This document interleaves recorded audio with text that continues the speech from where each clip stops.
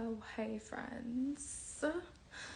So, last night I was just doing some reflecting and journaling and really trying to get my head wrapped around the idea of grief. Um, as someone who has experienced so much loss in so many different areas, I mean, aside from my mom dying 2 weeks before my second birthday, the first time that I experienced death or the loss of someone was my best friend dying when I was 7 years old in a car accident. And I think through that, there has been just so much loss, whether from relationships that I really wanted to work out, friendships, just so many losses, and for just so many different reasons. I think we often think of people leaving our lives or not being in our lives anymore as like something that's always bad, but that doesn't necessarily always mean that's the case. Sometimes people just grow apart, especially as you get older. I think it's normal to realize that a lot of relationships that you've had before are no longer present in your life, and that doesn't necessarily mean that they're a bad person. It just means that for whatever reason, for life circumstances, you guys have kind of drifted. I know I still have friendships that I've had since the 7th grade that, yeah, maybe we don't talk every day, but like I know that if I ever need to reach out to them or to get together with them, like without a doubt, like we would get together. And I think that's something that's just so beautiful about relationships, is knowing that no matter the distance, there's always room for reconciliation. But anyway, so I was just like floating around the idea of grief because yesterday I think I just went through a array of emotions. Like I think I was fine for a while, and then I remember driving home after meeting with a client. I was just so angry. I was just so angry. And yeah, I was just like thinking of every swear word possible in my mind, and I was just mad. And then I got home and I started feeling a little sad.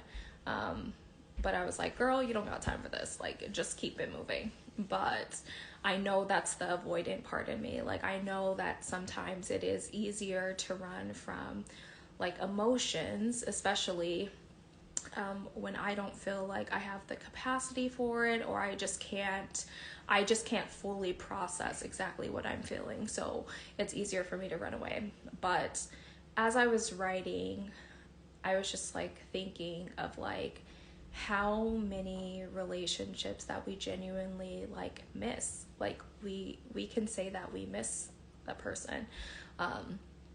And it doesn't matter whether it was like good or bad, there are still components that it's like, wow, like I genuinely love this person. Like I genuinely would have like gone to war, gone to bed, would have done any and everything for the person. But I think sometimes there needs to be a healthy distance between people, especially in order to preserve the relationship that you originally intended.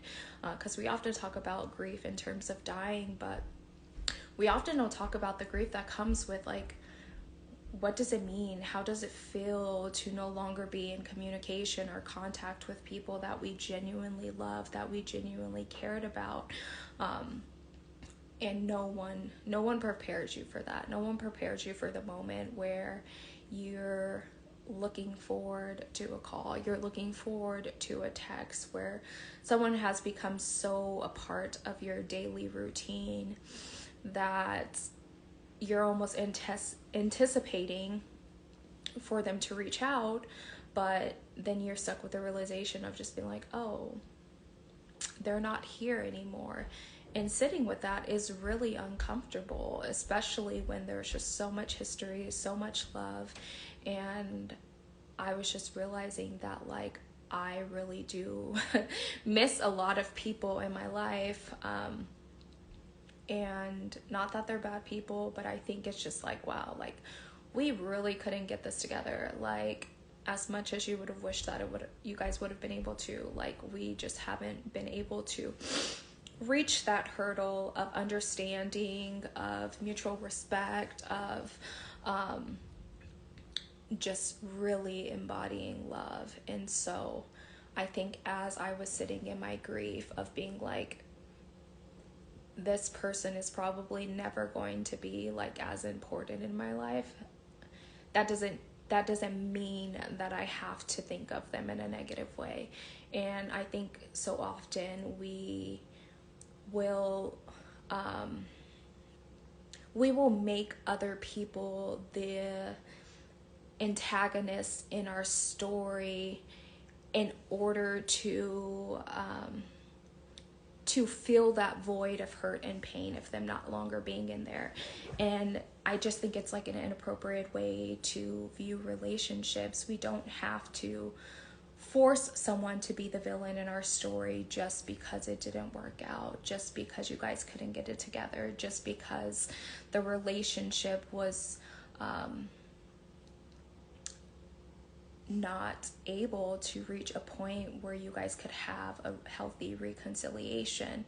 And I think I have been guilty of that before in the past, of just being like, well, this person did this to me, this person did that to me, this person did this to me. But it's like where's your accountability in that moment? Like, what did you do? Like, how did you fail to show up in the relationship? And I think as you can actually take the step back and see your faults in the relationship, and not like, I've talked about, like, even if yours was like, I should have known better, like, no, like, let's take it a step further. Like, where did you fall short in the relationship? I know, like I said in my last video, is that I am naturally inclined to completely shutting down when I feel that I am just like, not, I wouldn't say being attacked, but it's just like, I know that I can just go cold. Like, I just know that I have the capacity, and it is something that I'm trying to work on. But even in feeling cold, there is still a component of you to address, like, how you're feeling, like what you're feeling, and allow yourself to safely go through it. And even if you get into those moments where you revert back to a familiar pattern of jumping to safety, of not feeling what your emotions, not wanting to address it, doesn't necessarily mean that you're healing. Like, often the body wants to do what's best in order to protect itself. The mind wants to do what's best in order to protect itself. And that often leads you back into previous programming that you have been accustomed to, that you have been conditioned to do.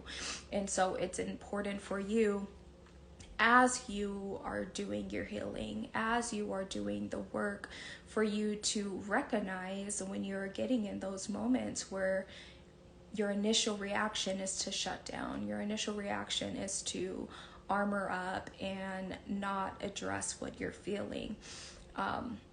Because in recognizing it, you can actually change it. But if you feel that you aren't doing anything wrong, then you can't actually grow from it. And right, we're in this space where we are growing, we're learning from our mistakes, we are confronting our demons, we are confronting ourselves, so then that way we can truly bloom into our best selves. And in order to bloom with our best selves, we have to take accountability for where we are still falling short. I hope you guys got something from this. Have a good day.